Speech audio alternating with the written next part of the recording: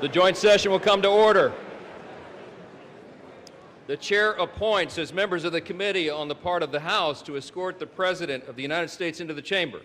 The gentleman from Louisiana, Mr. Scalise. The gentleman from Minnesota, Mr. Emmer. The gentlewoman from Michigan, Mrs. McClain. The gentleman from North Carolina, Mr. Hudson. The gentleman from Pennsylvania, Mr. Reschenthaler.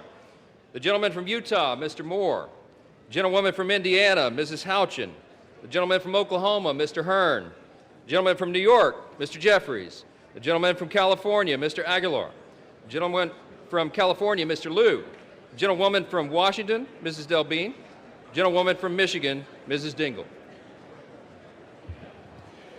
The President of the Senate, at the direction of that body, appoints the following senators as members of the committee on the part of the Senate to escort the President of the United States into the House chamber. The Senator from South Dakota, Mr. Thune. The Senator from Wyoming, Mr. Barrasso. The Senator from Arkansas, Mr. Cotton. The Senator from West Virginia, Mrs. Capito. The Senator from Oklahoma, Mr. Langford. The Senator from South Carolina, Mr. Scott. The Senator from New York, Mr. Schumer. The Senator from Illinois, Mr. Durbin. And the Senator from Minnesota, Ms. Klobuchar. The members of the escort committee will exit the chamber through the lobby doors.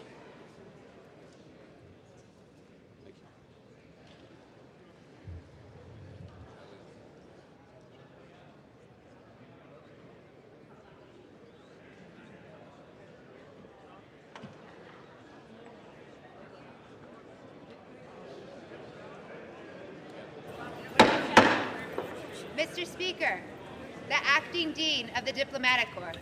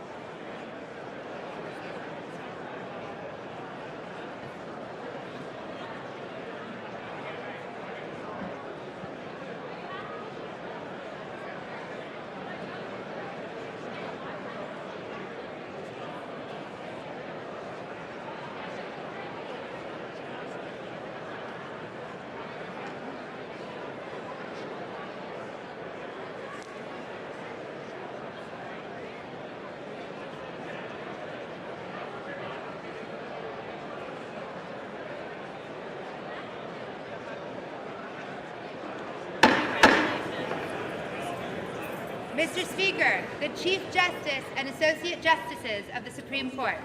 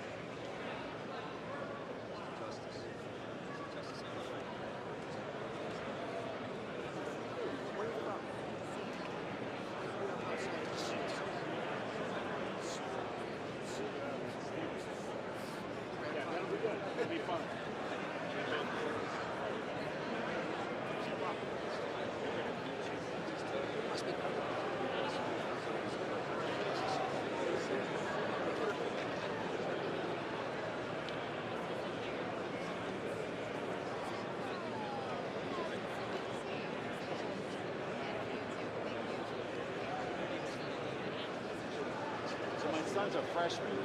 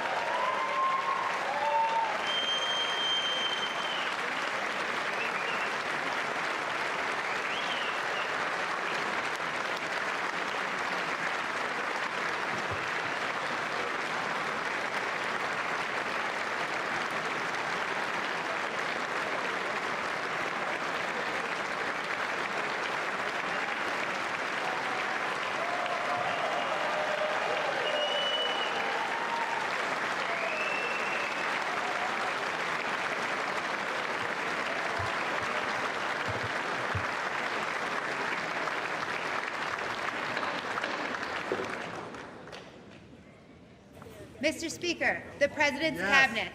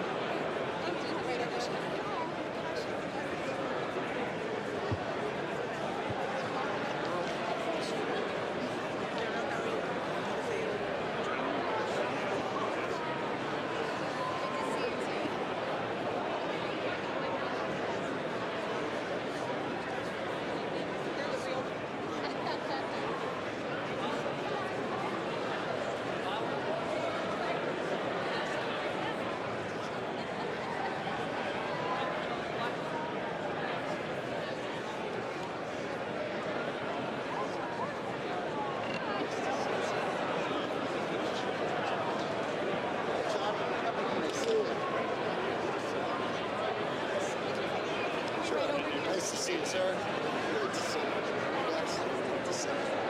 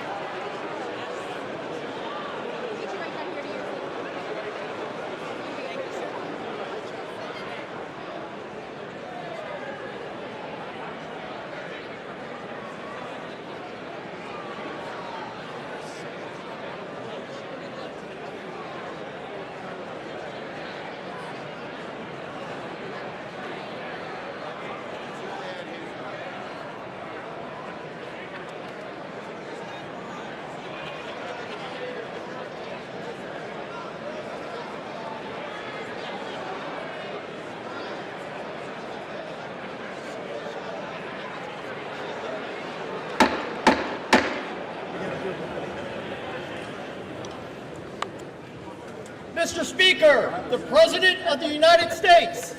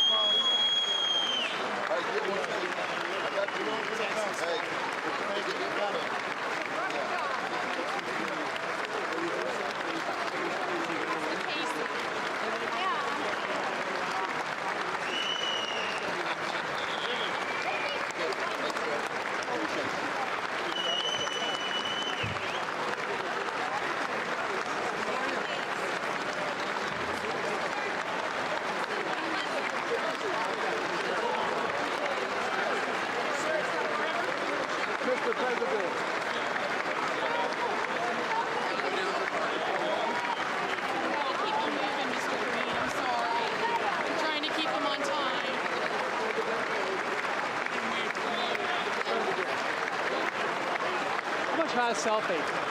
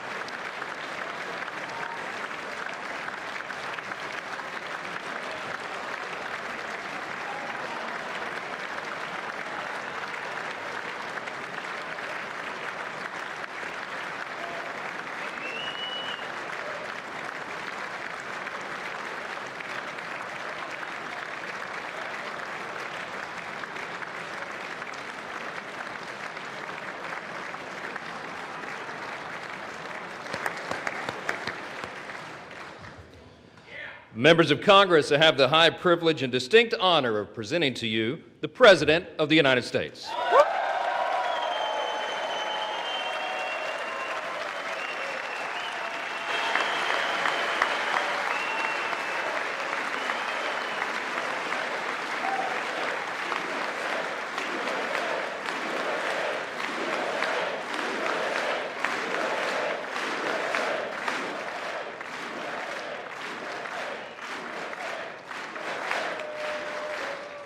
Well, thank you very much, everybody. It's really an honor. Speaker Johnson, Vice President Vance, First Lady of the United States,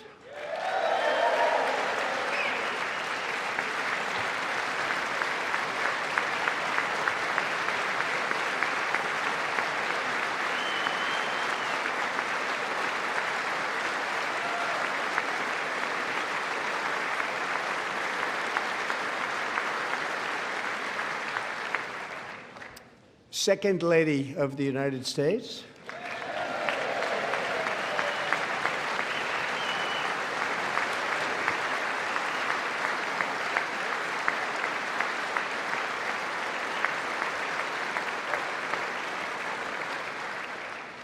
members of Congress, and my fellow Americans.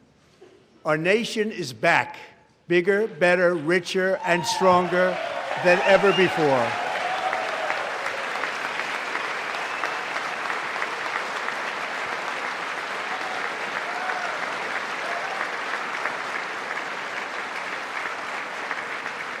Less than 5 months from now, our country will celebrate an epic milestone in American history, the 250th anniversary of our glorious American independence.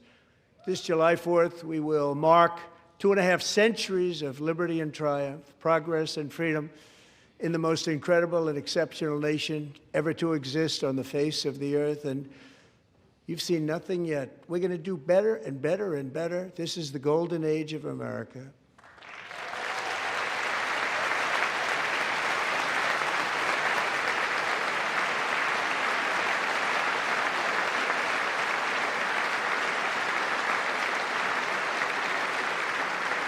When I last spoke in this chamber 12 months ago, I had just inherited a nation in crisis with a stagnant economy, inflation at record levels, a wide-open border, horrendous recruitment for military and police, rampant crime at home, and wars and chaos all over the world.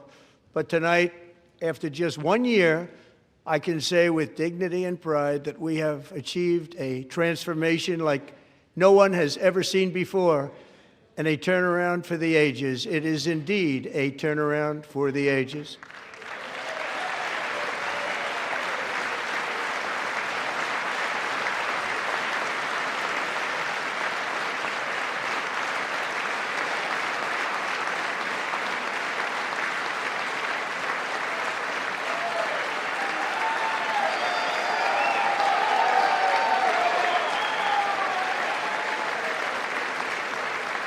And we will never go back to where we were just a very short time ago. We're not going back.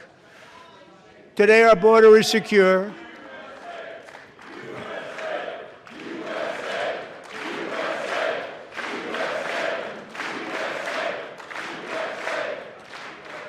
Thank you. Today our border is secure. Our spirit is restored. Inflation is plummeting. Incomes are rising fast.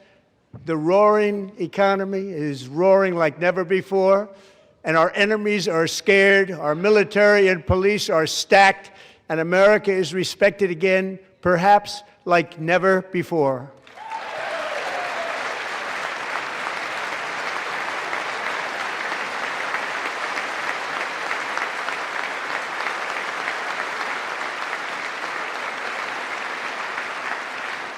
After 4 years in which millions and millions of illegal aliens poured across our borders, totally unvetted and unchecked, we now have the strongest and most secure border in American history by far.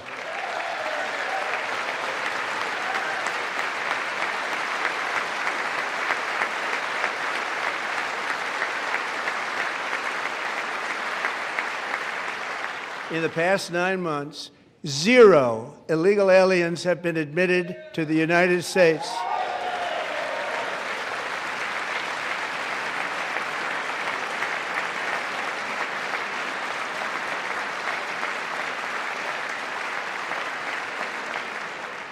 But we will always allow people to come in legally, people that will love our country and will work hard to maintain our country.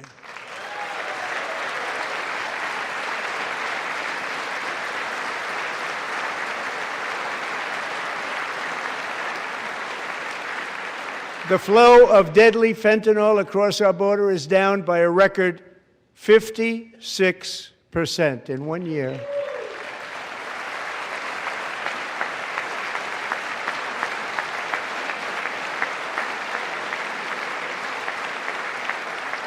And last year, the murder rate saw its single largest decline in recorded history. This is the biggest decline, think of it, in recorded history, the lowest number in over 125 years, year 1900. In fact, substantially before my wonderful father, I had a wonderful father, Fred, before he was born, substantially before he was born. That's a long time ago. He wouldn't like me to say that, but that's a long time ago. The Biden administration and its allies in Congress gave us the worst inflation in the history of our country. But in 12 months, my administration has driven core inflation down to the lowest level in more than 5 years. And in the last 3 months of 2025, it was down to 1.7%.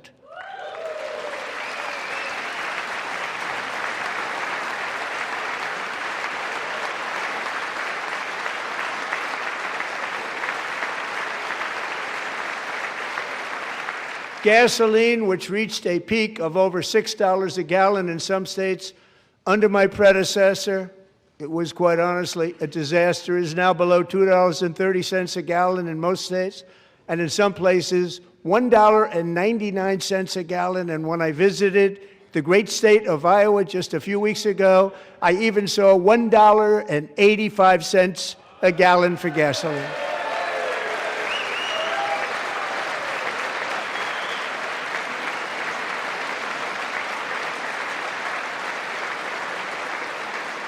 Mortgage rates are the lowest in 4 years and falling fast, and the annual cost of a typical new mortgage is down almost $5,000 just since I took office. 1 year. And low interest rates will solve the Biden-created housing problem while at the same time protecting the values of those people who already own a house that really feel rich for the first time in their lives. We want to protect those values. We want to keep those values up. We're going to do both. And we are going to keep it that way. The stock market has set 53 all-time record highs since the election. Think of that, 1 year. Boosting pensions, 401ks, and retirement accounts for the millions and millions of Americans. They're all gaining. Everybody's up, way up. In 4 long years, the last administration got less than $1 trillion in new investment in the United States. And when I say less, substantially less. In 12 months, I secured commitments for more than $18 trillion pouring in from all over the globe.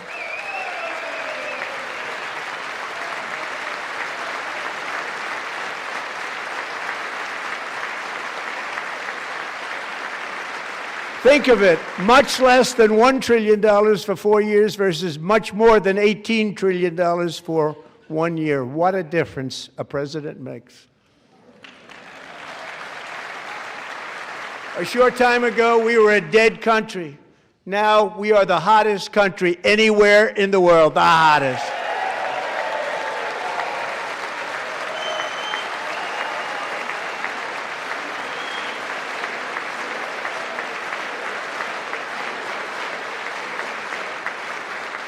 As thousands of new businesses are forming and factories, plants, and laboratories are being built, we have added 70,000 new construction jobs in just a very short period of time. It's getting bigger and bigger and stronger.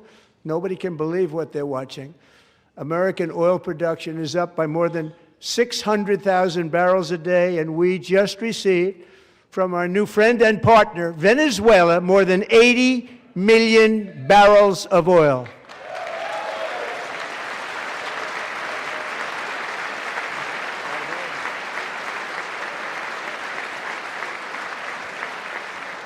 American natural gas production is at an all-time high because I kept my promise to drill, baby, drill.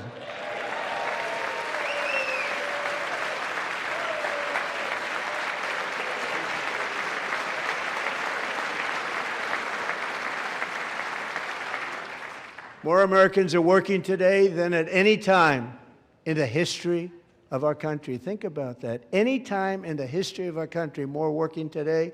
And 100% of all jobs created under my administration have been in the private sector.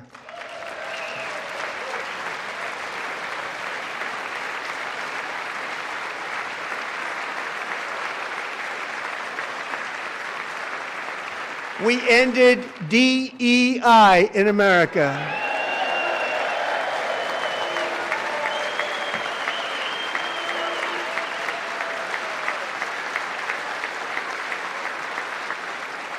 We cut a record number of job-killing regulations, and in 1 year we have lifted 2.4 million Americans, a record, off of food stamps.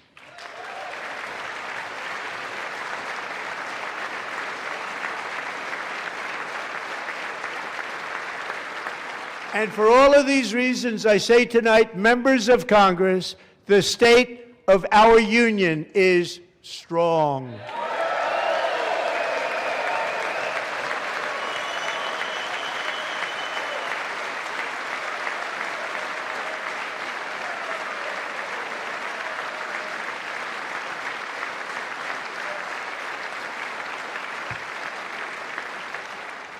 Our country is winning again. In fact, we're winning so much that we really don't know what to do about it. People are asking me, please, please, please, Mr. President, we're winning too much. We can't take it anymore. We're not used to winning in our country. Until you came along, we're just always losing, but now we're winning too much.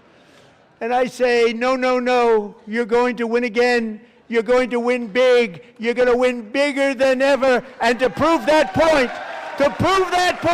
here with us tonight is a group of winners who just made the entire nation proud. The men's gold medal Olympic hockey team. Come on in.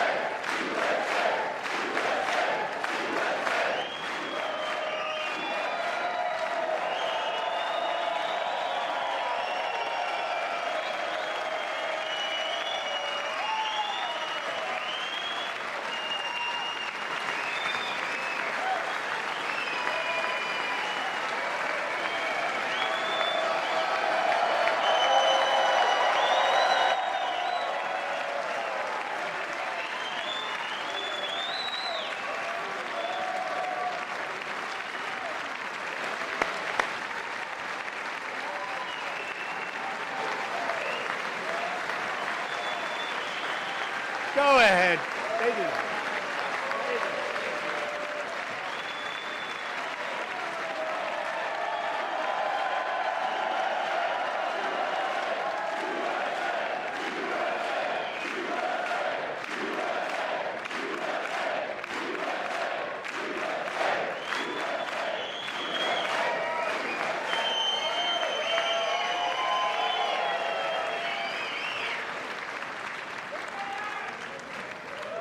That's the first time I've ever seen them get up. And actually, not all of them did get up. But they beat a fantastic Canadian team in overtime, as everybody saw, as did the American women who will soon be coming to the White House.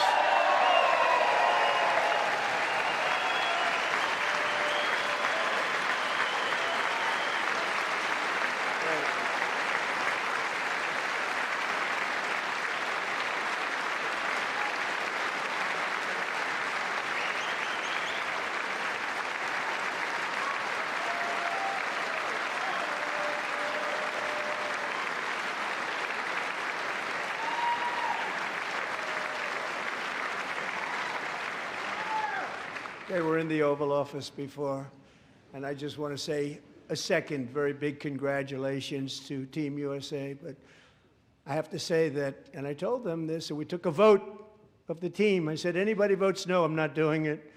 So they stood there, and they weren't about to say no, because I've never seen a goaltender play as well as goalie Connor Hellebuck.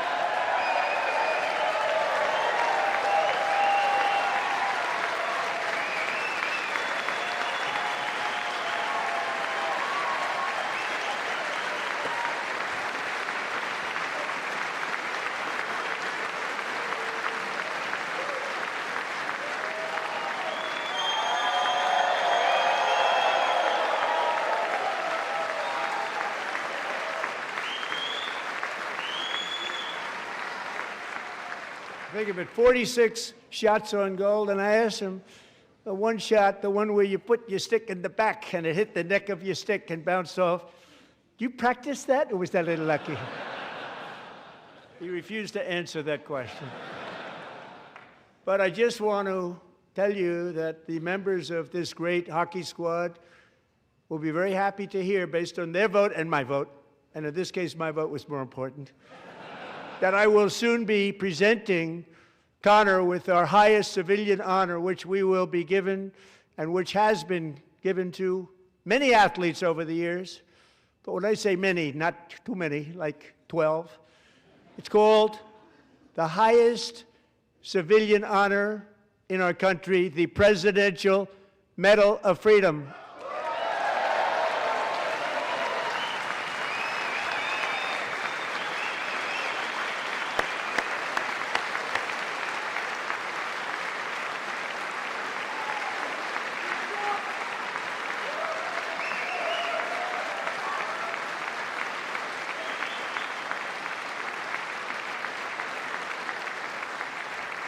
Great athletes have gotten that, very great, the best, and I thought he deserved it. And I did take a vote, every single one of them. I said, I'm not giving it if anybody goes no, and every single one of them rapidly put up their hand.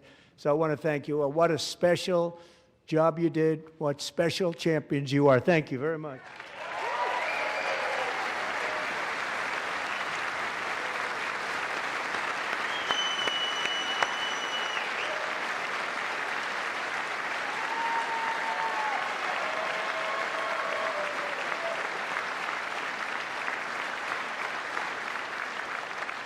I'm also pleased to say that the next time the Olympic torch is lit, it will be here in America for the 2028 Olympics, and it's the summer version right in Los Angeles. We're going to do a good job in Los Angeles.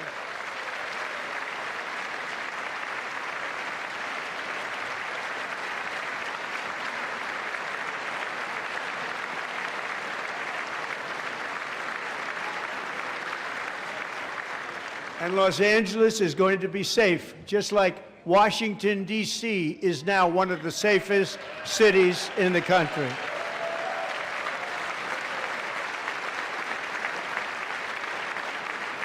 And this year, and I must say I got them both. I got them in my first term, and I was disappointed because I didn't think I'd be the president when this happened. But strange things took place.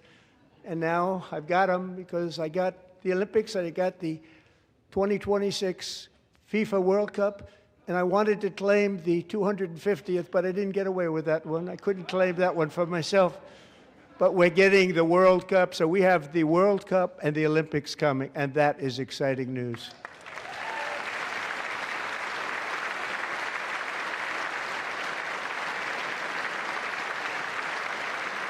So this will be a year to celebrate our country and the heroes who have kept it free. Men like Buddy Taggart. At age 17, Buddy volunteered to defend America in World War II, serving in the Pacific under the great General Douglas MacArthur. He fought bravely in the famous Battle of Manila, worked so hard.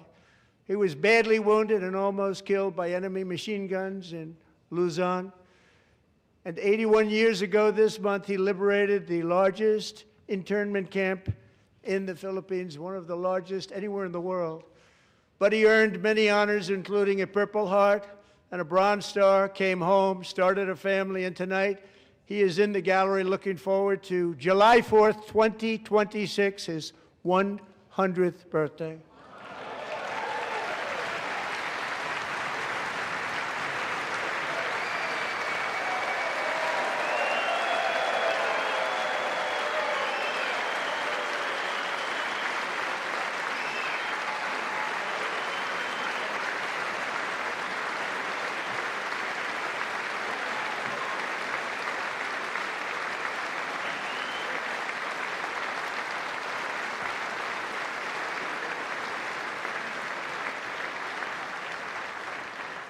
So, Buddy, you're a brave man, and we salute you. Even in times of challenge, setback, and immense heartache, the spirit of 1776 has always shone through very brightly. It was July 4th of last year when floodwaters tore through a girls' summer camp in Central Texas, one of the worst things I've ever seen. I was there, rising 26 feet in the matter of minutes, tragically claiming many, many lives. You all remember that one. As the waters threatened to sweep her away, 11-year-old Millie Kate McClelland closed her eyes and prayed to God. She thought she was going to die. Those prayers were answered when Coast Guard rescue swimmer Scott Ruskin descended from a helicopter above. Nobody knew where he came from. It was Scott's first ever rescue mission, a young guy, but very brave, very, very top, always top in his class, and he lifted not just Millie Kate, but 164 others to safety.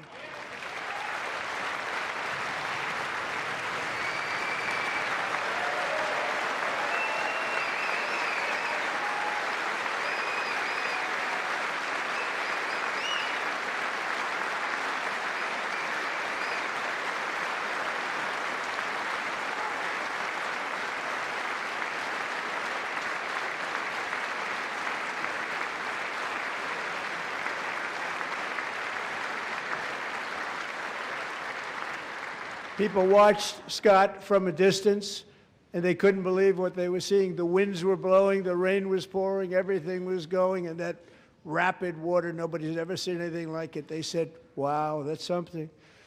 Tonight, Scott and Millie Kate are here together, reunited for the very first time. Thank you, Scott, Millie Kate.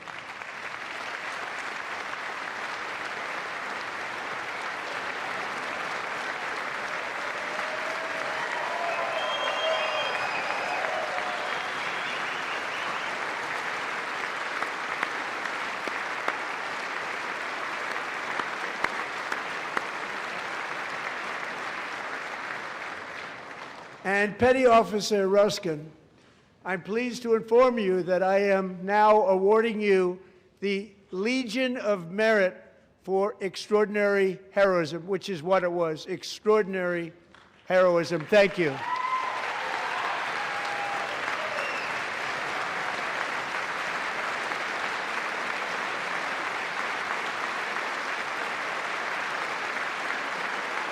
And I'd like to have the military aide to please come down and take care of the service. Military aide, thank you very much. Take care of that very important service. Thank you very much. From 1776 to today, every generation of Americans has stepped forward to defend life, liberty, and the pursuit of happiness. And they're really doing it for the next generation. But now it's our turn. Together we're building a nation where every child has the chance to reach higher and go further, where government answers to the people, not the powerful, and where the interests of hardworking American citizens are always our first and ultimate concern. That is the debt we owe to the heroes who came before us, and that is the promise we must keep to America for our 250th year. Last year, I urged this Congress to begin the mission by passing the largest tax cuts in American history, and our Republican majorities delivered so beautifully. Thank you, Republicans.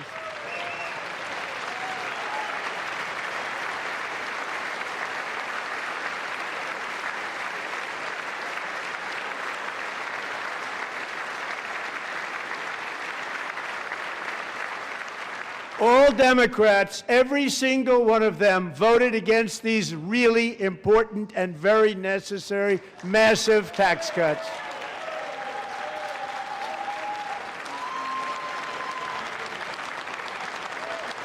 They wanted large-scale tax increases to hurt the people instead. But we held strong, and with the great, big, beautiful bill, we gave you no tax on tips, no tax on overtime, and no tax on Social Security for our great seniors.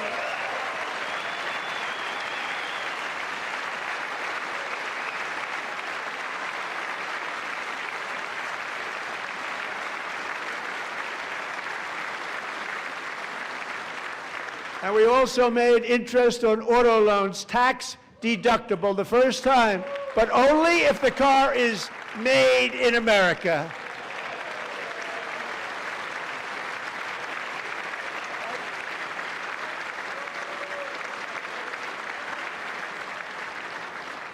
Recently in Pennsylvania, I met Megan Hemhauser, a devoted mom who's homeschools her children, beautiful, 2 children, during the day while waiting tables at night as her husband works overtime operating very heavy equipment. Megan is here this evening, and she's happy to tell you that she is so much richer because with no tax on tips, no tax on overtime, and our expanded child tax credit done again by Republicans, Megan and her husband will take home more than $5,000 extra just for the year, cutting her tax bill in more than half.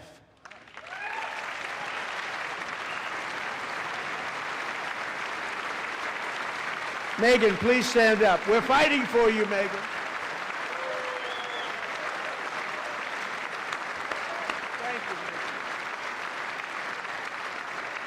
Thank you, Megan. We're fighting for you, Megan. Under our bill, parents like Megan can also activate their children's brand new Trump accounts. And I didn't name it. I did not name that.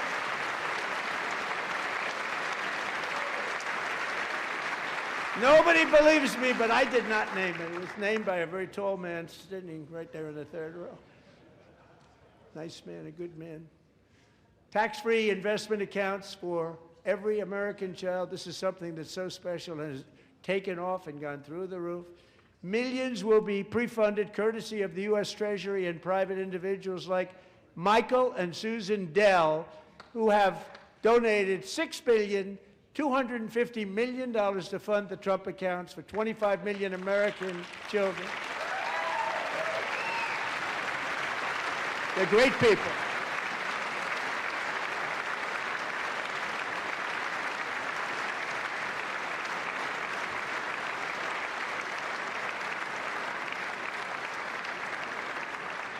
When I asked Michael Dell, how do you make all that money? He said, well, I just sat on my dorm in school, and I made computers, and I'd sell them to people, and I just kept selling and selling and selling, and pretty amazing story. That's called the American dream. He sold a lot of computers, a lot of those laptops, so I congratulate him on that, but I really thank him and Susan, as well as others like Brad Gerstner, a very tremendous guy. He was behind it right from the beginning. Brad Gerstner, thank you, Brad.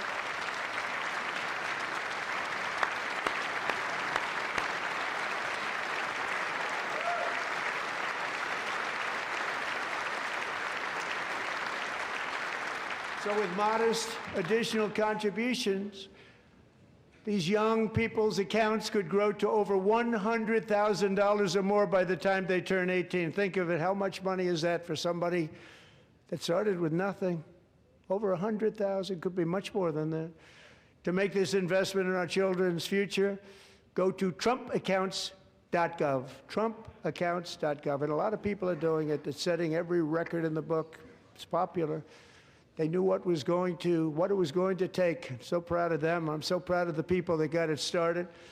And now it's just taken off. One of the primary reasons for our country's stunning economic turnaround, the biggest in history, where the Dow Jones broke 50,000 4 years ahead of schedule, and the S&P hit 7,000, where it wasn't supposed to do it for many years, were tariffs. I used these tariffs, took in hundreds of billions of dollars to make great deals for our country, both economically and on a national security basis.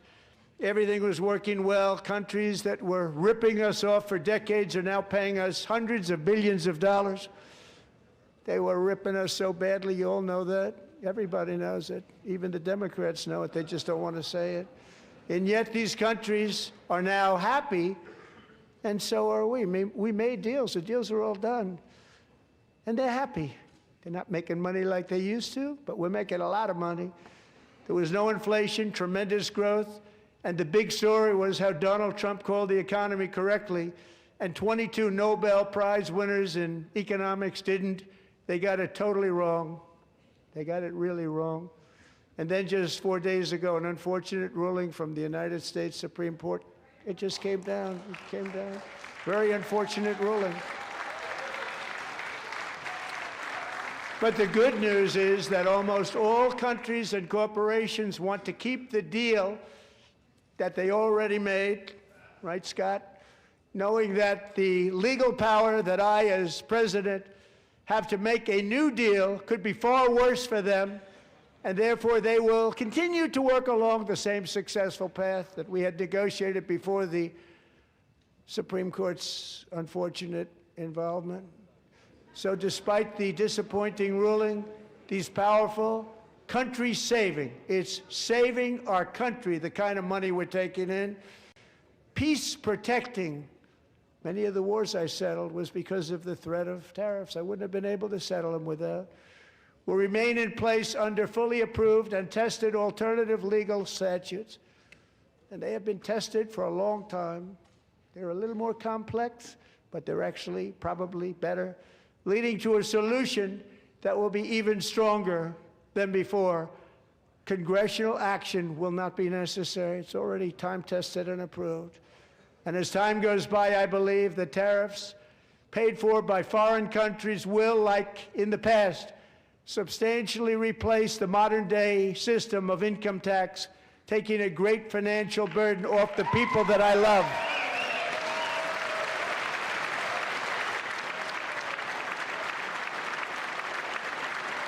Right?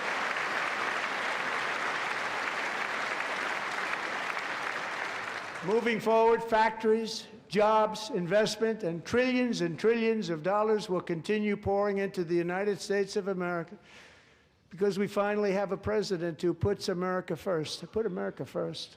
I love America.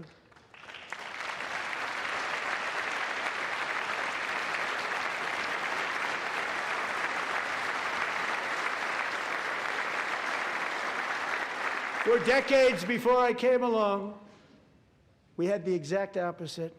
From trade to healthcare, from energy to immigration, everything was stolen and rigged in order to drain the wealth out of the productive, hardworking people who make our country great, who make our country run. Under Biden and his corrupt partners in Congress and beyond, it reached a breaking point with the Green New scam, open borders for everyone. They poured in by the millions and millions from prisons, from mental institutions. They were murderers, 11,888 murders. They came into our country. You allowed that to happen. And record-setting inflation that cost the typical family $34,000 in just a speck of time. Now the same people in this chamber who voted for those disasters suddenly use the word affordability, a word, they just used it. Somebody gave it to them, knowing full well that they caused and created the increased prices that all of our citizens had to endure. You caused that problem.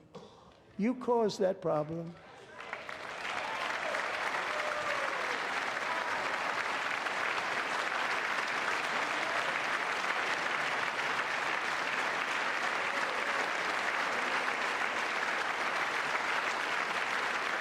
They knew their statements were a lie. They knew it.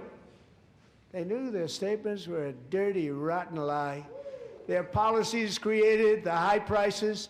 Our policies are rapidly ending them. We are doing really well. Those prices are plummeting downward.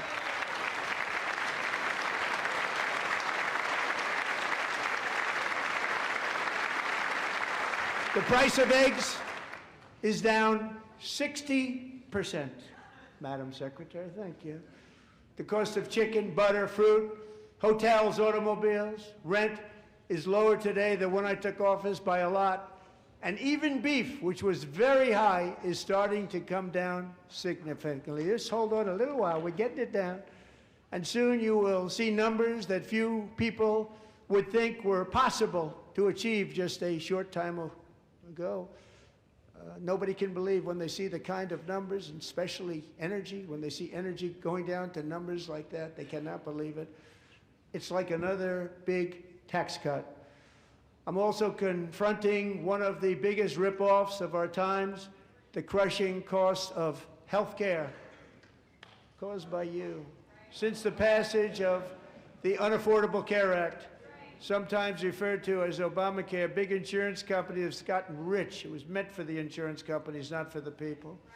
With our government giving them hundreds and hundreds of billions of dollars a year as their stock prices soared 1,000, 1,200, 1,400, and even 1,700%, like nothing else. That's why I introduced the great health care plan. I want to stop all payments to big insurance companies and instead give that money directly to the people so they can buy their own health care, which will be better health care at a much lower cost.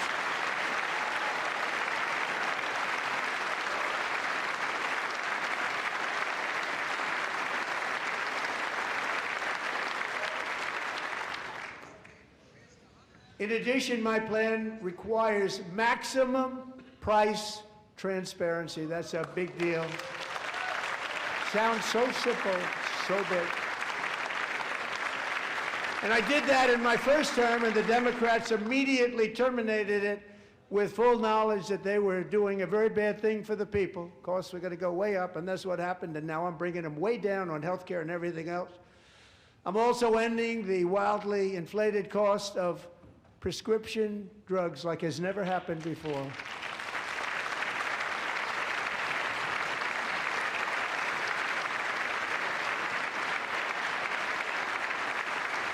Other presidents tried to do it, but they never could. They tried. Most didn't try, actually. But they tried. They said they tried. They couldn't do it. They didn't even come close. They were all talk and no action, but I got it done. Under my just enacted most favored nation agreements, Americans who have for decades paid by far the highest prices of any nation anywhere in the world for prescription drugs will now pay the lowest price anywhere in the world for drugs. Anywhere, the lowest price.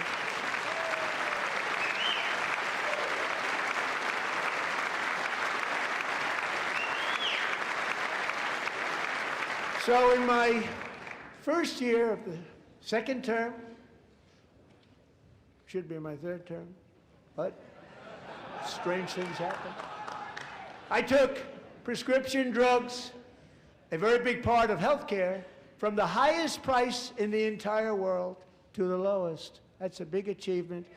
The result is price differences of 300, 400, 500, 600% and more, all available right now at a new website called TrumpRx.gov. And I didn't name that one either, by the way.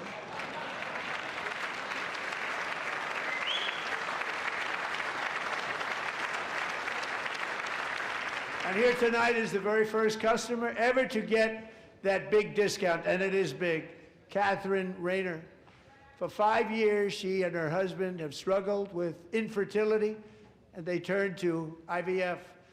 One drug has been costing Catherine $4,000 to purchase, but a few weeks ago, she logged onto the Trump RX website and got that same drug that cost $4,000, got it for under $500.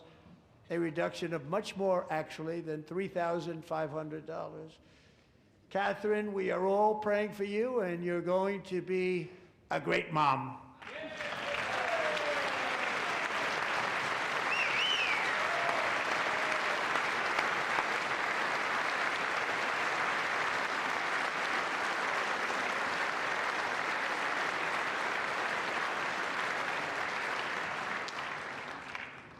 So now I'm calling on Congress to codify my most favored nation program into law. Now, the one thing, I'm not sure it matters because it's going to be very hard for somebody that comes along after me to say, let's raise drug prices by 700 or 800%.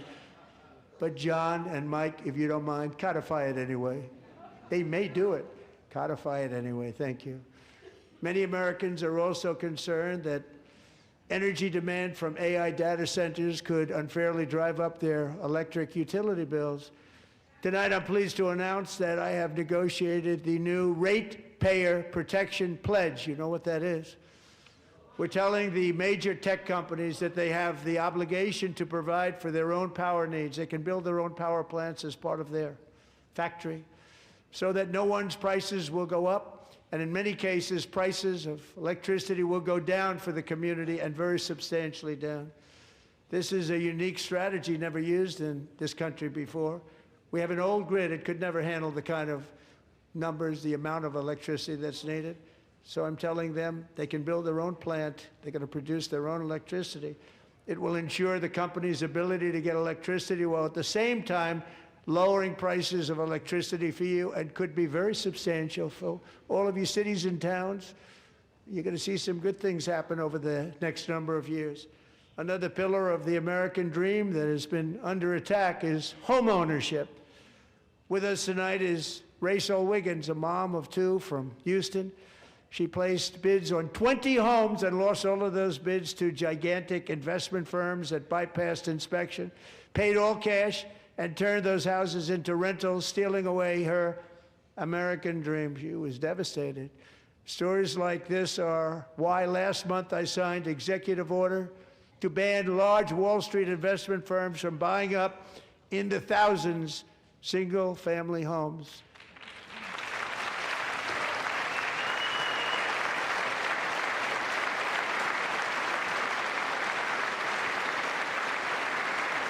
And now I'm asking Congress to make that ban permanent, because homes for people, really, that's what we want. We want homes for people, not for corporations. Corporations are doing just fine. Raysel, thank you very much. Good luck with your home. You'll get one soon.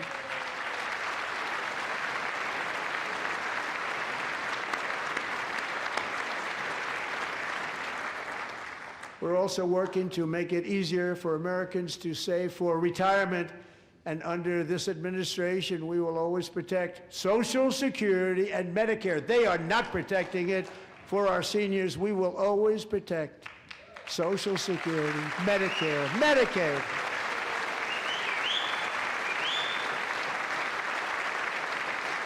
Since I took office, the typical 401k balance is up by at least $30,000. That's a lot of money. We have millions and millions of people, because the stock market has done so well, setting all those records. Your 401ks are way up. Yet half of all of working Americans still do not have access to a retirement plan with matching contributions from an employer.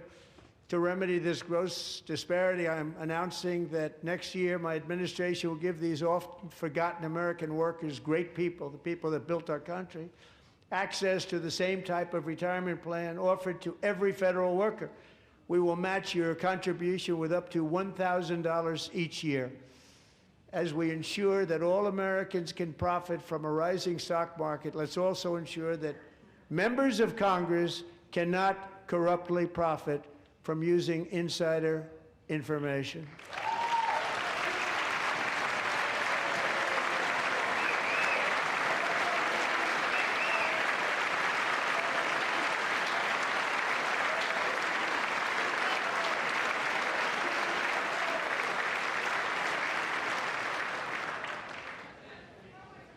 They stood up for that. I can't believe it. I can't believe it. Did Nancy Pelosi stand up if she's here? Doubt it.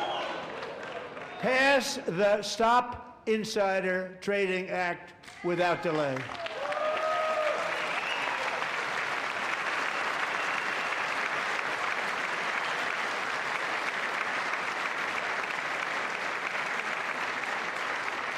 I wasn't sure if anybody even on this side was going to applaud for that. I'm very impressed. Thank you. I'm very impressed. But when it comes to the corruption that is plundering, it's plundering America.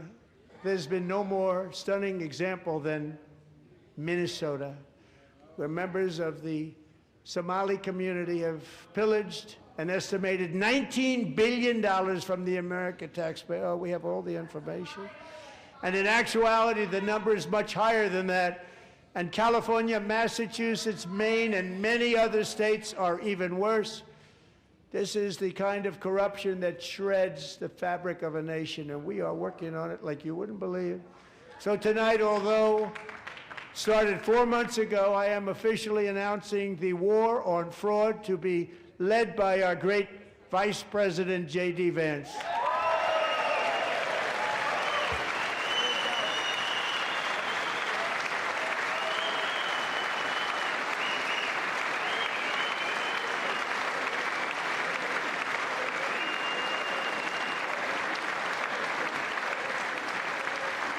We'll get it done. And if we're able to find enough of that fraud, we will actually have a balanced budget overnight. It'll go very quickly. That's the kind of money you're talking about. We'll balance our budget. The Somali pirates who ransacked Minnesota remind us that there are large parts of the world where bribery, corruption, and lawlessness are the norm, not the exception. Importing these cultures through unrestricted immigration and open borders brings those problems right here to the USA. And it is the American people who pay the price in higher medical bills, car insurance rates, rent, taxes, and perhaps most importantly, crime. We will take care of this problem. We're going to take care of this problem. We are not playing games. Delilah.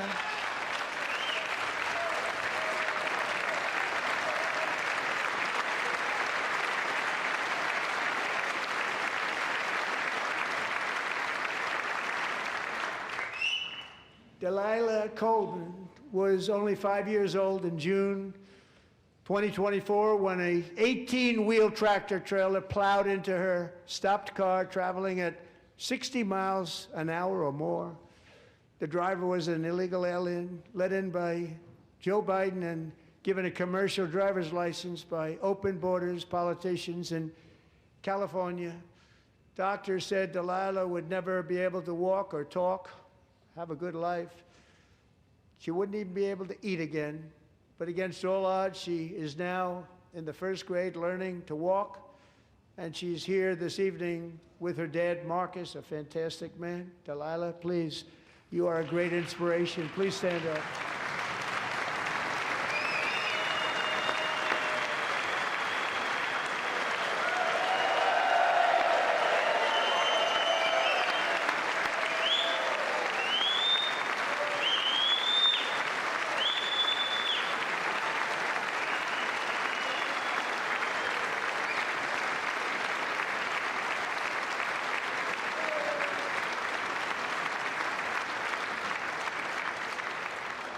Thank you, Delilah. Many, if not most, illegal aliens do not speak English and cannot read even the most basic road signs as to direction, speed, danger, or location. That's why tonight I'm calling on Congress to pass what we will call the Delilah Law, barring any state from granting commercial driver's licenses to illegal aliens.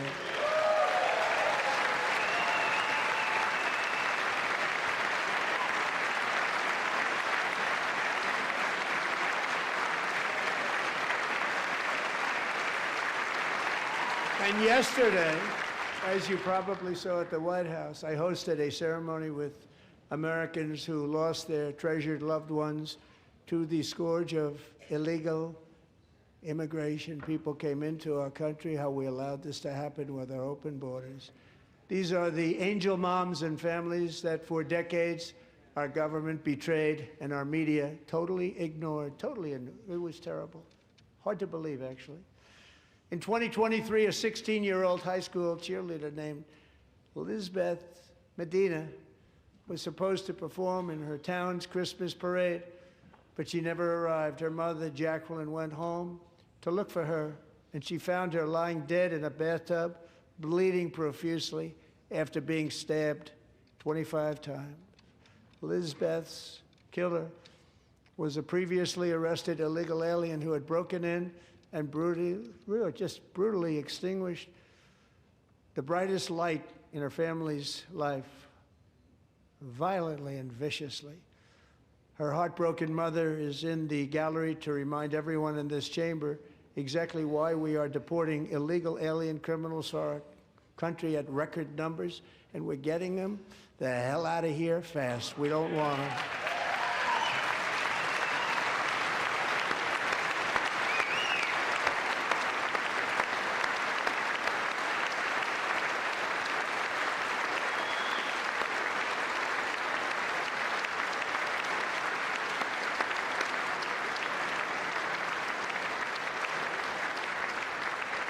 Thank you very much, Jacqueline. Thank you.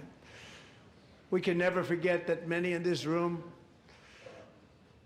not only allowed the border invasion to happen before I got involved, but indeed they would do it all over again if they ever had the chance. If they ever got elected, they would open up those borders to some of the worst criminals anywhere in the world. The only thing standing between Americans and a wide open border right now is President Donald J. Trump and our great Republican patriots in Congress. Thank you. Thank you.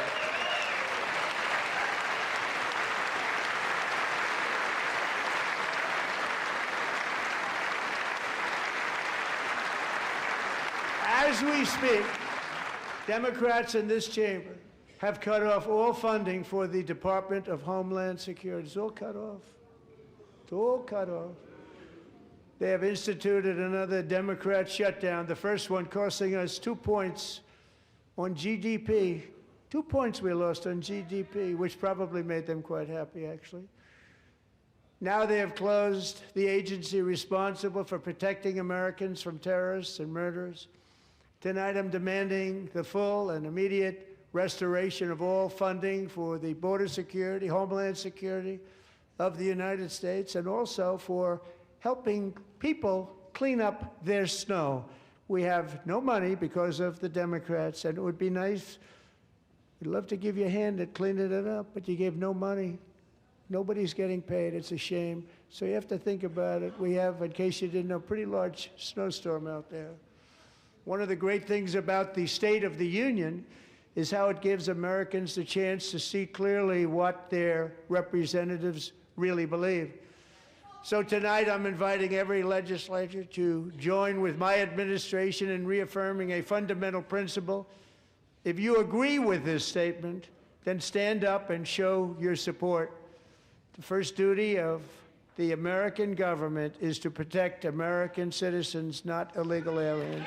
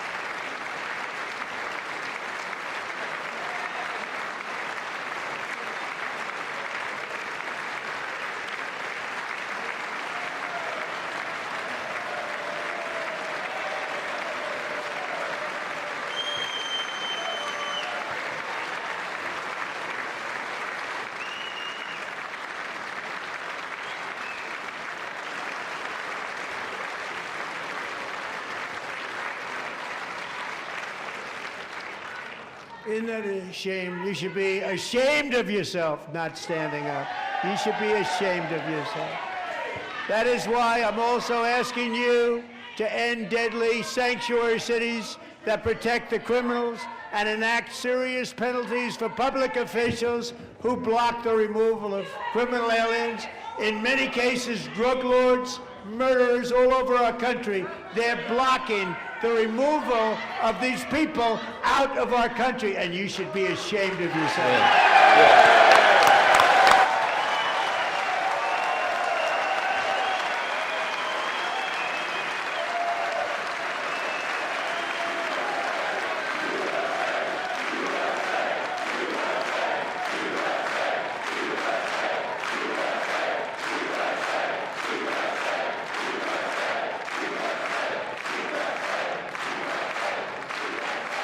And perhaps most importantly, I'm asking you to approve the Save America Act.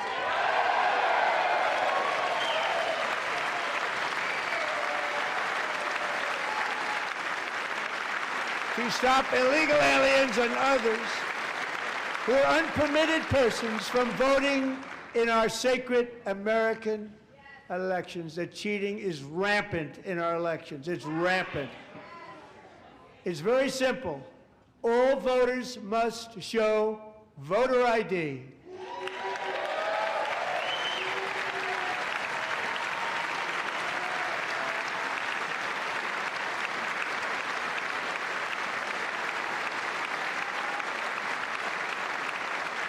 All voters must show proof of citizenship in order to vote.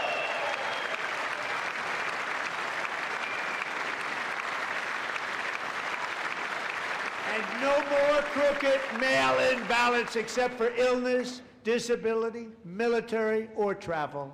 None. And this should be an easy one. And by the way, it's polling at 89%, including Democrats. 89%.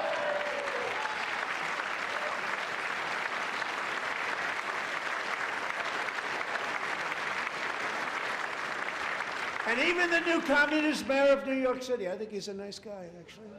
Speak to him a lot. Bad policy, but nice guy. Just said they want people to shovel snow. They got hit hard. Wants them to shovel snow, but if you apply for that job, you need to show 2 original forms of ID and a Social Security card. Yet they don't want identification for the greatest privilege of them all, voting in America. No, it's no good. No good. Both Republicans and Democrats overwhelmingly agree on the policy that we just enunciated.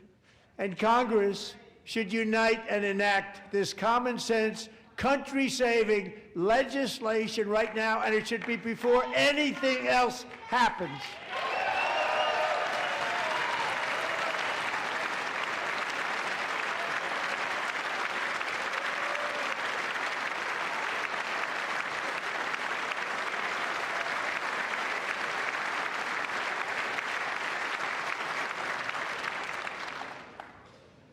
And the reason they don't want to do it, why would anybody not want voter ID? One reason, because they want to cheat. There's only one reason.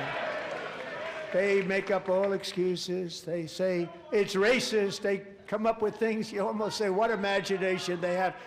They want to cheat, they have cheated, and their policy is so bad that the only way they can get elected is to cheat. And we're going to stop it. We have to stop it, John.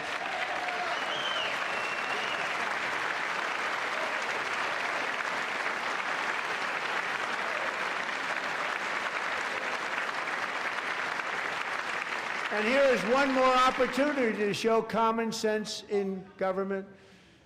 In the gallery tonight are Sage Blair and her mother, Michelle. In 2021, Sage was 14 when school officials in Virginia sought to socially transition her to a new gender, treating her as a boy and hiding it from her parents. Hard to believe, isn't it?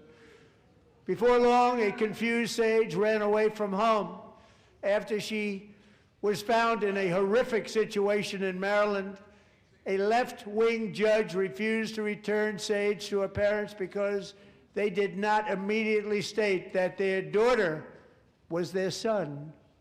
Sage was thrown into an all-boys state home and suffered terribly for a long time.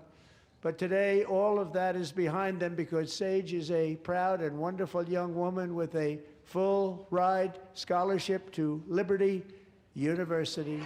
Sage and Michelle, please stand up.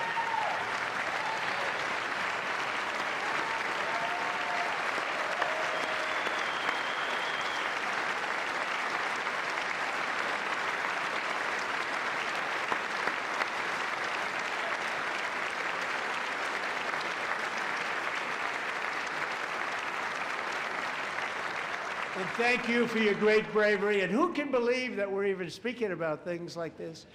15 years ago, if somebody was up here and said that, they'd say, what's wrong with him?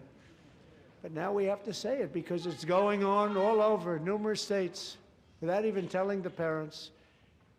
But surely we can all agree no state can be allowed to rip children from their parents' arms and transition them to a new gender against the parents' will. Who would believe that we're even talking about this? We must ban it, and we must ban it immediately.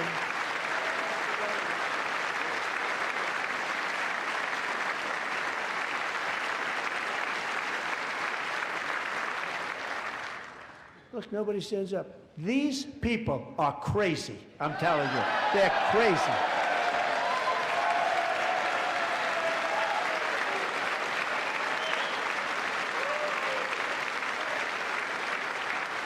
Amazing. Boy, oh boy. We're lucky we have a country. With people like this, Democrats are destroying our country, but we've stopped it just in the nick of time, didn't we?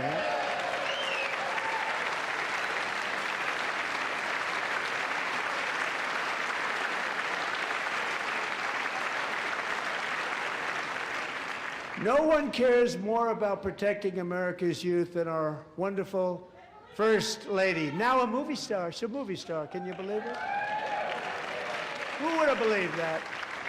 Over the past year, she has had an incredible impact championing AI legislation, advancing a landmark executive order on foster care, and helping secure $30 million to launch the Melania Trump Foster Youth to Independence Initiative. It's a tremendous, really a tremendous thing that happened and had a lot of bipartisan support.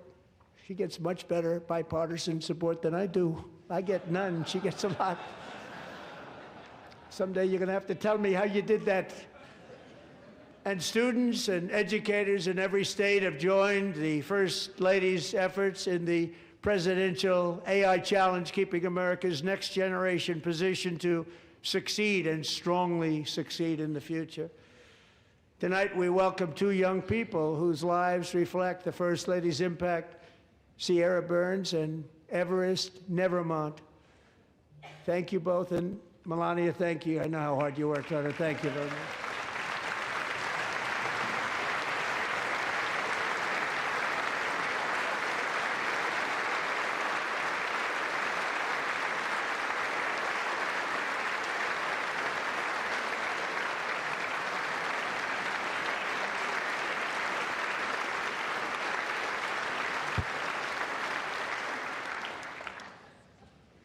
I'm very proud to say that during my time in office, both the first 4 years and in particular this last year, there has been a tremendous renewal in religion, faith, Christianity, and belief in God. Tremendous renewal.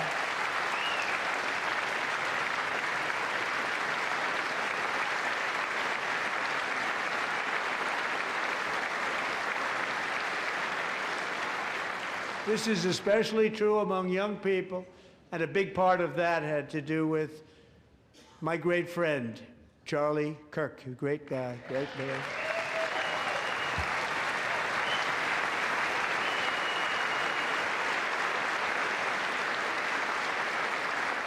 So last year, Charlie was violently murdered by an assassin and martyred, really martyred for his beliefs. His wonderful wife, Erica, is with us tonight. Erica, please stand.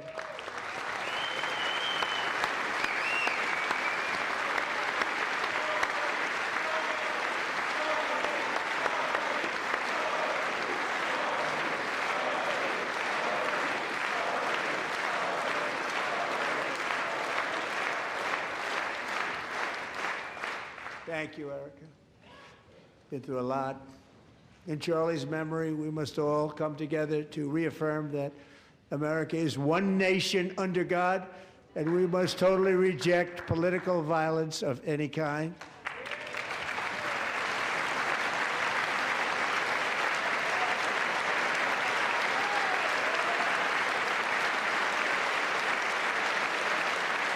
We love religion, and we love bringing it back, and it's coming back at levels that nobody actually thought possible. It's really a beautiful thing to see.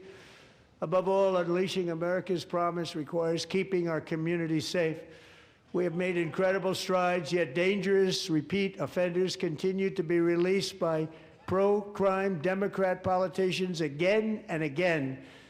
We are honored to be joined tonight by a woman who's been through hell, Anya Zarutska. In 2022, she and her beautiful daughter, so beautiful, what a beautiful young woman, Irina, fled war-torn Ukraine to live with relatives near Charlotte, North Carolina. And by the way, what's going on with Charlotte? Last summer, 23-year-old Irina was riding home on the train when a deranged monster who had been arrested over a dozen times and was released through no cash bail, stood up and viciously slashed a knife through her neck and body. No one will ever forget. There were people on that train. No one will ever forget the expression of terror on Irina's face as she looked up at her attacker in the last seconds of her life. She died instantly. She had escaped a brutal war only to be slain by a hardened criminal set free to kill in America came in through open borders.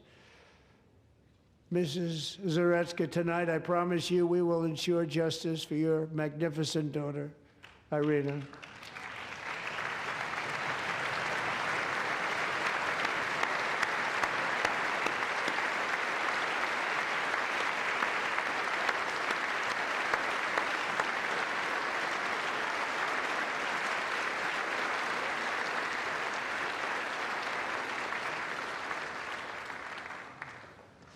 How do you not stand? How do you not stand?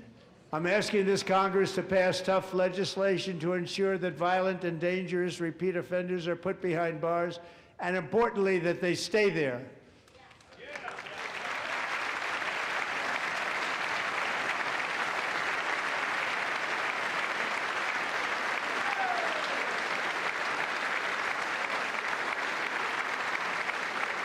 Starting last summer, I deployed our National Guard and federal law enforcement to restore law and order to our most dangerous cities, including Memphis, Tennessee, big success, New Orleans, Louisiana, big success, and our nation's capital itself, Washington, D.C., where we have almost no crime anymore in Washington, D.C. How did that happen?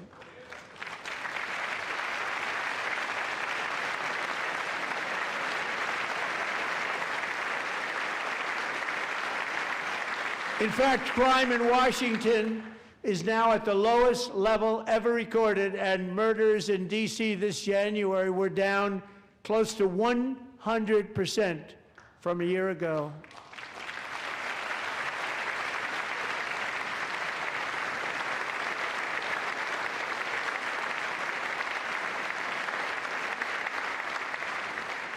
They don't like to hear that. One of the sick people, one of the brave service members who helped achieve this stunning turnaround was 20-year-old West Virginia Army National Guard Specialist Sarah Beckstrom. After a 4-month deployment, she voluntarily extended her service, and her rank was going to be lifted. She was doing so well. They were so proud of her. But the very next day, she was on patrol near the White House when she was ambushed and shot in the head by a terrorist monster from Afghanistan. Shouldn't have been in our country. And all because she wore the uniform of our nation, she was shot.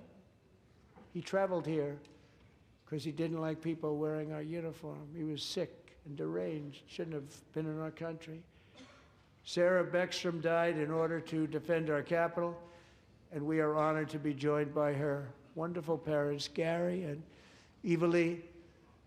Your daughter was a true American patriot, and she will be greatly missed. She was a great person. I saw reports on her. They've never seen anything like it.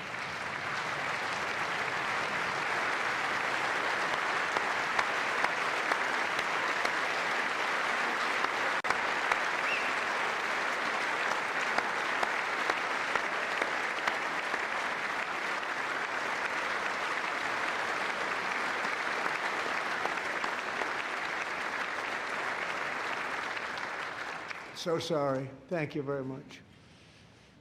A great young lady. I saw reports that were like, perfect. She was perfect. Serving alongside Sarah that day was Staff Sergeant Andrew Wolf. The terrorist shot Andrew in the head, and no one thought he could possibly make it. The two of them, Sarah and Andrew, both shot violently in the head. Neither was expected to make it. They weren't even given a chance, except his wonderful mother, named Melody, who I spoke to the same night, and she was so positive. The doctors thought that Andrew was gone, but his mother said, no, Mr. President, Andrew will be fine. He's going to make it. I've never seen anything like it. I mean, he was given almost no chance. He will be okay. The doctors didn't understand what she was saying. And after looking at the results of the damage done, neither did I.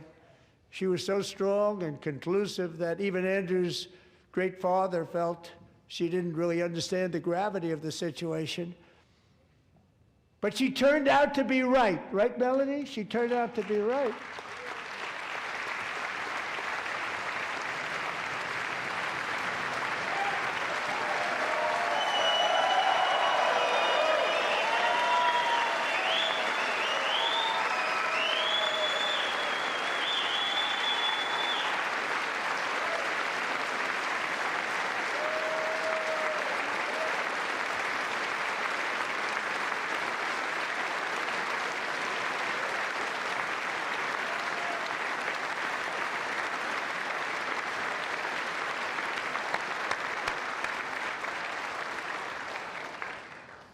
Amazing, actually.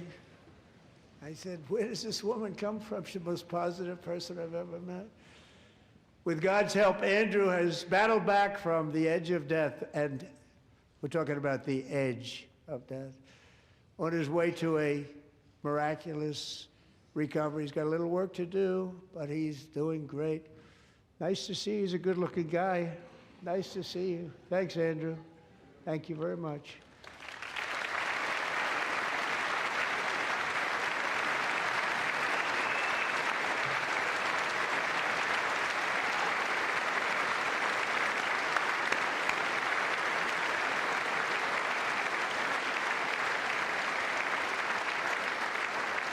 So, Andrew, while you're up, now I'm going to ask a highly respected General James Seward to present Staff Sergeant Andrew Wolf and the great family of Sarah Beckstrom with the award created by our late, great President George Washington himself. It's called the Purple Heart.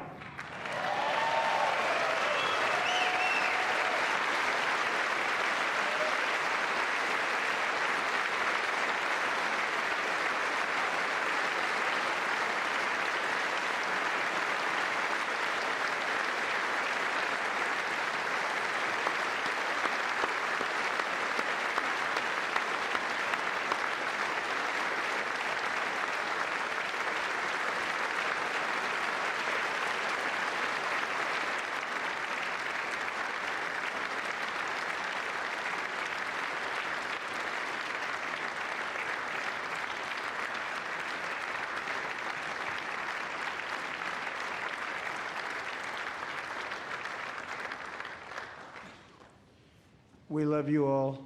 Love you. We're proudly restoring safety for Americans at home, and we are also restoring security for Americans abroad.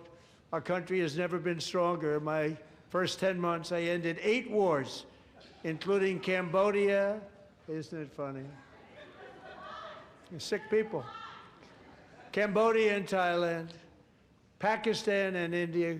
Would have been a nuclear war. 35 million people said the Prime Minister of Pakistan would have died if it were not for my involvement. Kosovo and Serbia, Israel and Iran, Egypt and Ethiopia, Armenia and Azerbaijan, the Congo and Rwanda, and of course the war in Gaza, which proceeds at a very low level. It's just about there. And I want to thank Steve Witkoff and Jared Kushner for your help. Thank you, Steve. Thank you, Jared.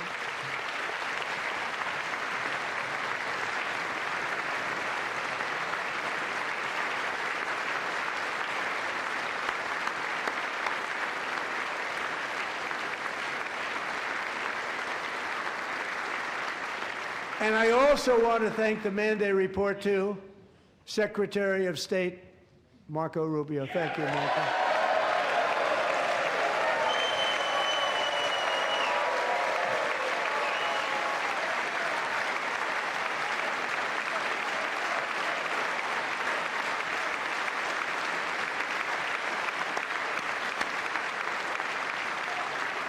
People don't like you. You know, Marco got 100% of the votes when he was in confirmation. I think our next one was about 54%. And some of the Democrats are now saying, I can't believe we approved that guy. And he said it's an honor that they feel that way, right, Marco? You have done a great job, great Secretary of State. I think he'll go down as the best ever.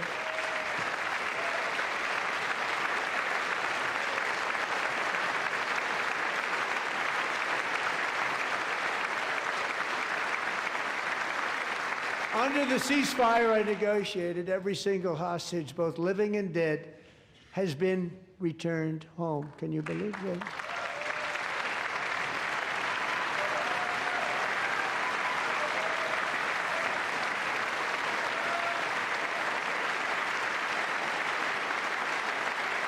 Nobody thought it was possible. Nobody thought that was possible. Both living and dead. And those parents who had a dead son, their boy, they'd always tell me their boy, they wanted him as much as though he were living. That was an amazing period of time. And they came back, and when we got all of the living hostages back, and many, many before them, but I always said those last 20 are going to be very tough, but we got many, many more, hundreds. But I said those last 20 are going to be tough. We got them back, but we only got back 14 or 15 of the dead of the 28. And believe it or not, Hamas worked along with Israel, and they dug, and they dug, and they dug. It's a tough thing to do, going through bodies all over, passing up 100 bodies sometimes for each one that they found. Tough job. And they finally got it back to 27. And then Steve and Jared, they got it back to 28. They found all 28. Nobody thought that was possible, but we did it. And I remember the family of the 28th. They were so grieved, but they were so happy as it's possible to be. They had their boy back. The mother said, "Sir, we have our boy back." What a period of time that was, but we got them all back. So thank you both very much. Great job.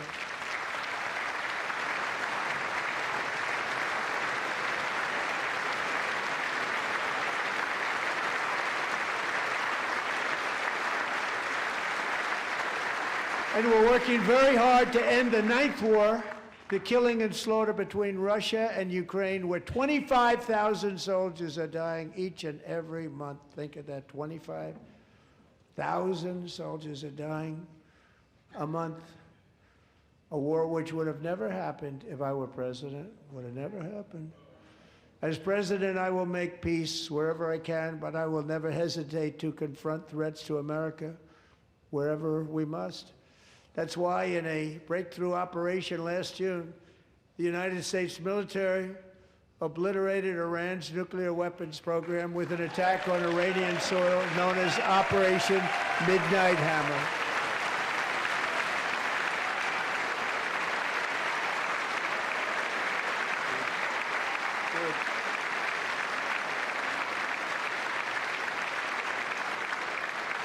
For decades, it had been the policy of the United States never to allow Iran to obtain a nuclear weapon. Many decades. Since they seized control of that proud nation 47 years ago, the regime and its murderous proxies have spread nothing but terrorism and death and hate.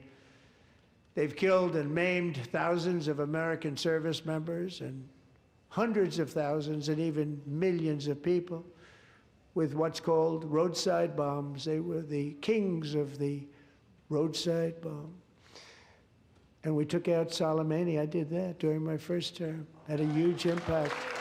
He was the father of the roadside bomb.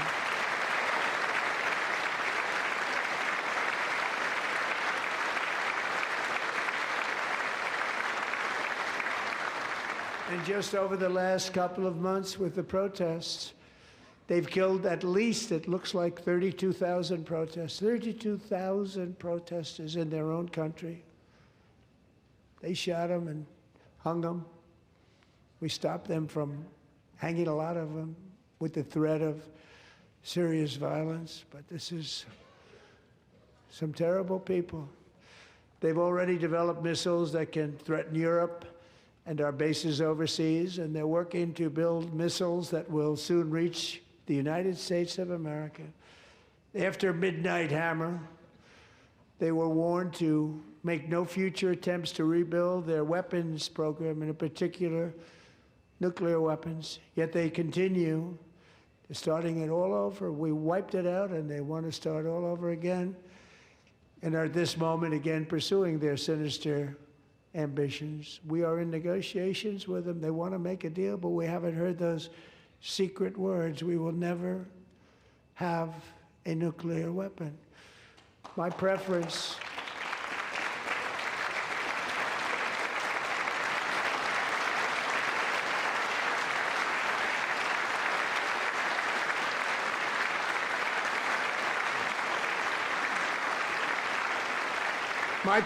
is to solve this problem through diplomacy.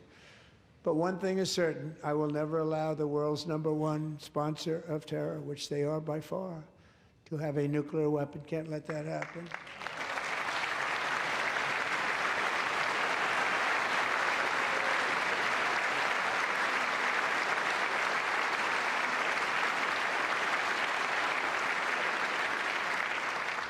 And no nation should ever doubt America's resolve. We have the most powerful military on earth. I rebuilt the military in my first term. We're going to continue to do so. Also, we just approved a $1 trillion budget. We have no choice. We have to be strong because hopefully we will seldom have to use this great power that we built together. It's really called peace through strength, and it's been very, very effective.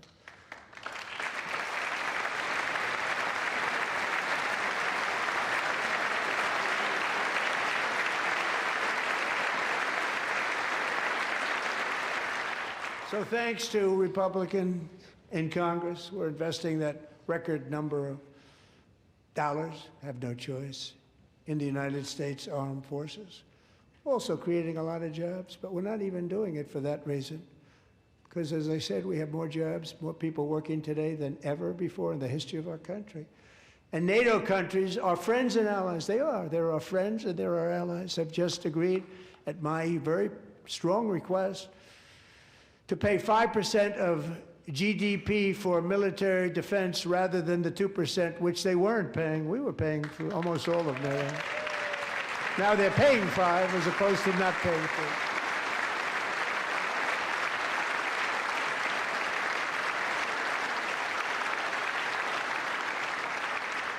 And getting that 5% was something which everyone said would never be done, could not happen. We got it really easily with one meeting. And big difference between 2% that's not paid. We were paying the freight of many of them. Very few were paid up. Now 5%, then they're paid. And everything we send over to Ukraine is sent through NATO, and they pay us in full. They pay us totally in full. Every branch of our armed forces is setting records for recruitment. This is so exciting. And every service member recently.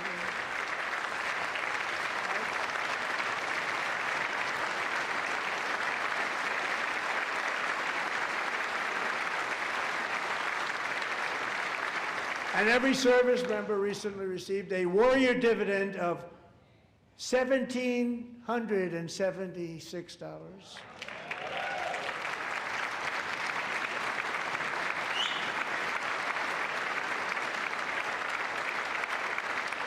You know, they put it on my desk. We got the money from tariffs and other things, a lot of money we have. We have much more money than people understand. Have to rebuild that program a little bit, but it won't take long.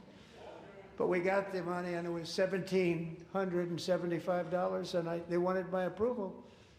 And I said, what's the number? $1,775. I said, wait a minute, for $1 more we can have $1,776. It's going to... I said, we're going to figure that. I never asked anybody if we could afford it. $1 more, I said $1,776. And I said, that's good. And I'll tell you what, our military, that was 4 months ago, our military, I never see a person in the military that doesn't thank me for it, so we're honored to do it. They deserve it. And we call it 1776. It was great. And we love our military. We love our law enforcement. We love our firemen. You know, the firemen don't get mentioned enough. We love our firemen. We're also...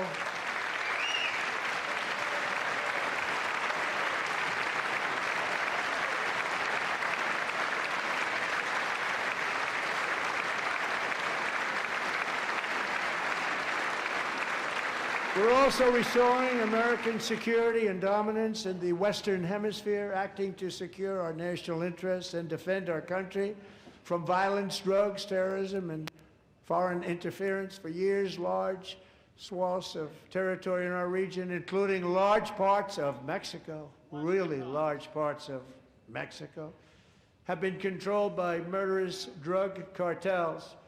That's why I designated these cartels as foreign terrorist organizations, and I declared illicit fentanyl as a weapon of mass destruction.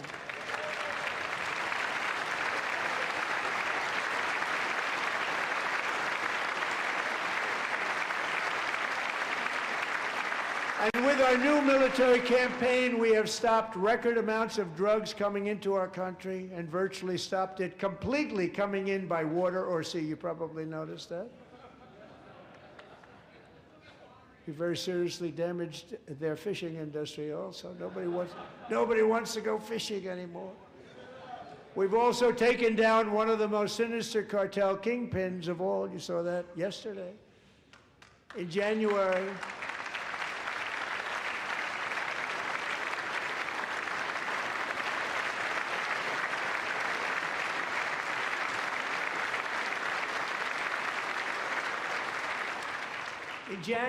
elite American warriors carried out one of the most complex, spectacular feats of military competence and power in world history. No one's seen anything like it. Foreign leaders, I won't tell you who, called me and they said, very impressive, very impressive.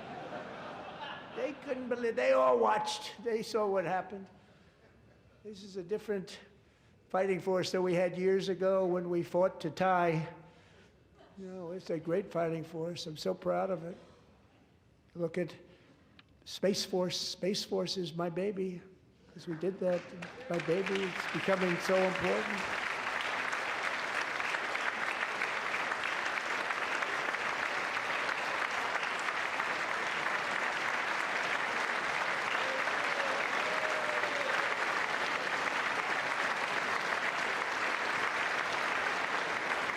And America's armed forces overwhelmed all defenses and utterly defeated an enemy, good fighters, to end the reign of outlaw dictator Nicolas Maduro and bring him to face American justice.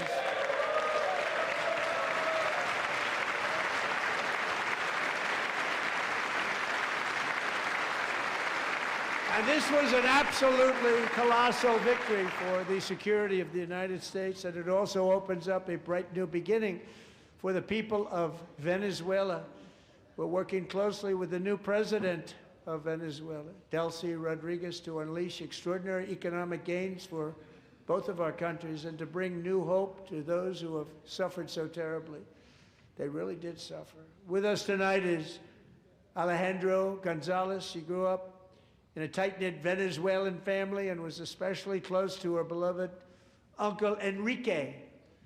But after Enrique ran for office and opposed Maduro, he was kidnapped by Maduro's security forces and thrown into the regime's really infamous prison in Caracas. Alejandro feared she would never see her uncle again. She feared for her own life also. But since the raid, we have worked with the new leadership, and they have ordered the closure of that vile prison and released hundreds of political prisoners already, with more to come. Alejandro, I'm pleased to inform you that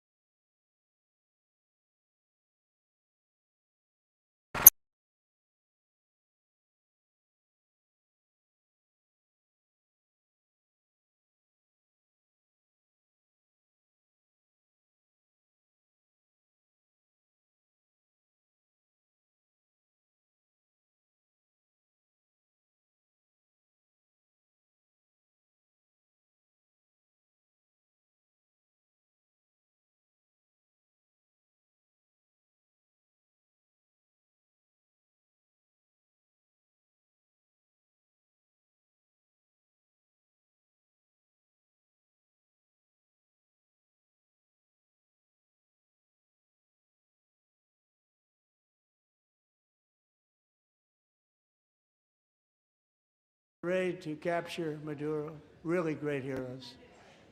It was very dangerous. They knew we were coming. They were all set. But the deeds of one warrior that night will live forever in the eternal chronicles of military. Planned the mission and was the flight lead in the cockpit of the first helicopter. A big, beautiful, powerful helicopter. It was a massive Chinook, carrying, as you can imagine, many, many American warfighters. Wearing the dog tags, his wife Amy had blessed with holy water before he left. She knew it was going to be a rough one.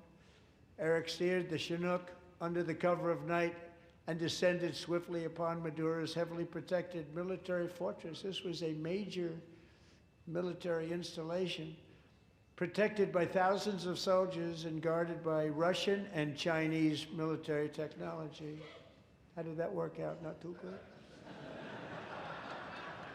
While preparing to land, enemy machine guns fired from every angle, and Eric was hit.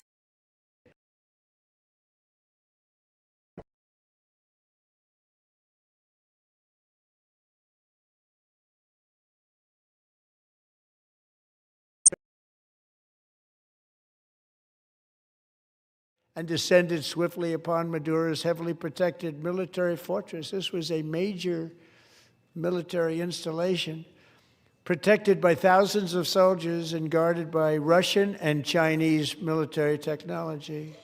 How did that work out? Not too good. While preparing to land, enemy machine guns fired from every angle, and Eric was hit very badly in the leg and hip, one bullet after another. He absorbed 4 agonizing shots, shredding his leg into numerous pieces. And yet, despite the fact that the use of his legs was vital to successful helicopter flight, legs are the most important part of flying a helicopter, to deliver the many commandos who would capture and detain Maduro was the only thing Eric was thinking about. Then, even as he was gushing blood, which was flowing back down the aisle, helicopter lands at a steep angle. The machine guns stood right in front of him. They were right in front of him, 2 machine gunners who escaped the wrath of the previous planes.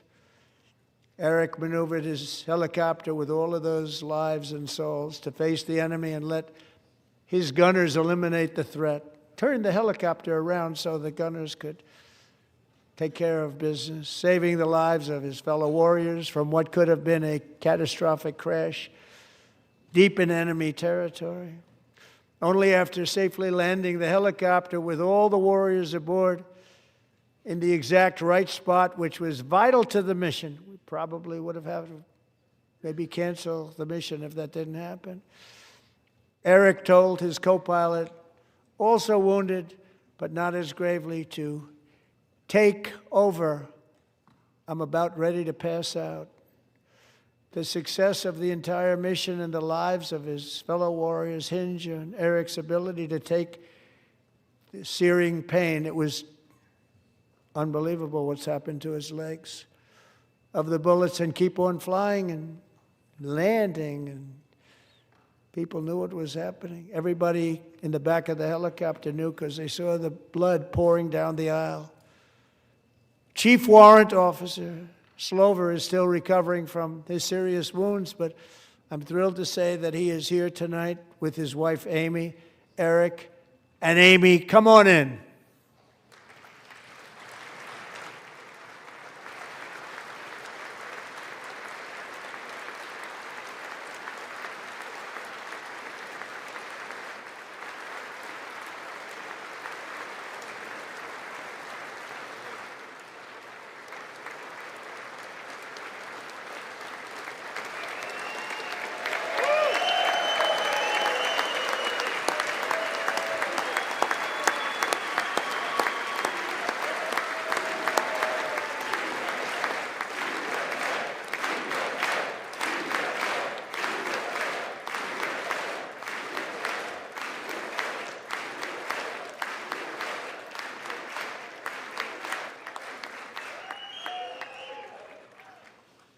So we have a surprise for Eric and Amy.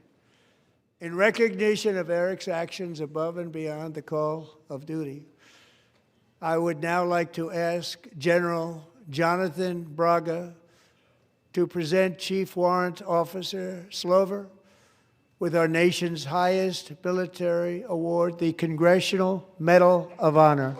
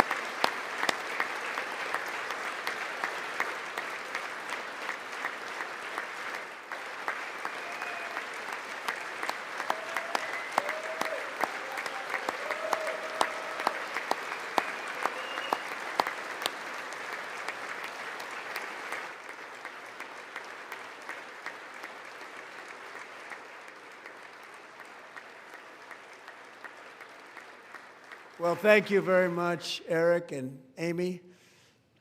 Great to get to know you. I met with them and with a lot of their fellow warriors at Fort Bragg recently. You notice the name Fort Bragg, we have it back, we brought it back. We won the First World War with it, the Second World War with it, and then they decided to change the name. So we changed it back. Everybody wanted to change back too. And 10 of Eric's fellow warriors from that incredible night of victory will also be receiving medals at a private ceremony that will soon be held at the White House, and Eric will be there. Thank you.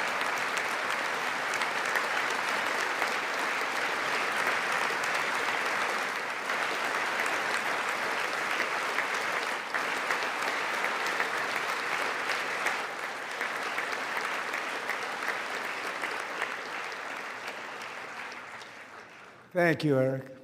That's a big one. Tonight we've celebrated many truly extraordinary American patriots, but there is one last living legend to honor before we go. He is one more heroic American aviator, Navy fighter pilot. Royce Williams served in World War II, Korea, Vietnam, flying more than 220 missions. In the skies over Korea in 1952, Royce was in the dogfight of a lifetime, legendary dogfight. Flying through blizzard conditions, his squadron was ambushed by 7 Soviet fighter planes. It was his first aerial combat of the war, and despite being massively outnumbered and outgunned, Royce led the takedown of 4 enemy jets and almost destroyed the others, vanquishing his adversaries while taking 263 bullets to his own plane and being seriously hurt. His story was secret for over 50 years. He didn't even want to tell his wife, but the legend grew and grew. But tonight, at 100 years old, this brave Navy captain is finally getting the recognition he deserves. He was a legend long before this evening. Royce, please stand up, and I will ask the First Lady of the United States to present Captain Royce Williams with his Congressional Medal of Honor.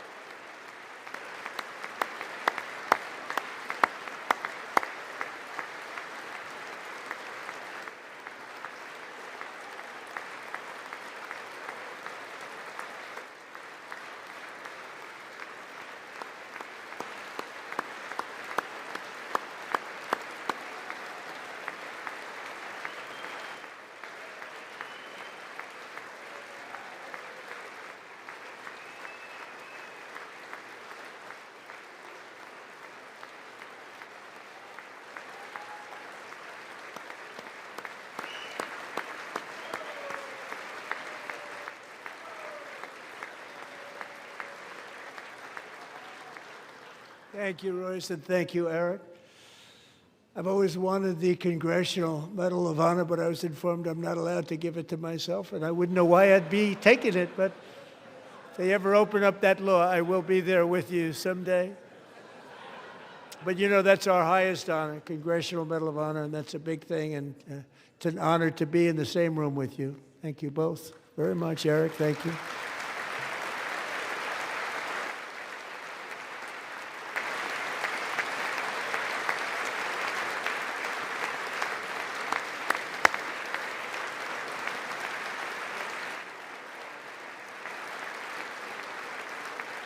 Thank you.